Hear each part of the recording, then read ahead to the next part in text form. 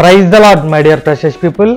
This is the day of your salvation. Good news to you. Today's God's word, Exodus 20th chapter. విశ్రాంతి దినమును పరిశుద్ధంగా ఆచరించుటకు జ్ఞాపకముంచుకొనుము. విశ్రాంతి దినము ప్రతిష్ఠితమైన దినమనియు మనోహరమైనదనియు ఘనమైనదనియు ఘనముగా ఆచరించుడి. విశ్రాంతి దినమును వ్యాపారం చేయకుండా లోకవార్తలు చెప్పుకోకుండా పరిశుద్ధంగా ఆచరించవలెను. అప్పుడు యాకోబు స్వాస్యం నీ అనుభవంలో ఉంచబడును. రండి, యెహోవాను గూర్చి ఉత్సాహగానము చేయదము. ఆయన సన్నిధికి సాగిలి పడదము. పాటలు పాడుచు ఆయన సన్నిధికి రండి.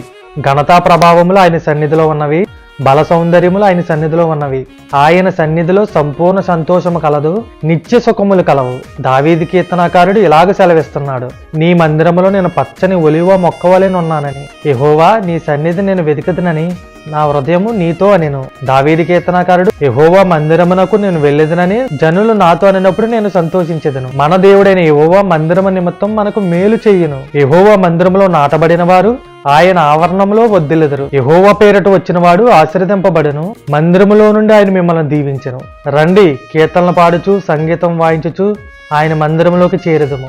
ఈ కడవరి మందిరం యొక్క మహిమ మునుపటి మందిరం యొక్క మహిమను మించి ఉన్నది. ఆశీర్వాదము శాశ్వత జీవము అచ్చటనుండవలని యెహోవా సెలవిచ్చుచున్నాడు. రండి, దేవుడు తేజస్సు నిలిచే స్థలం ఇది. మందిరములో నాటబడదము. రండి. God bless you. ఆమెన్.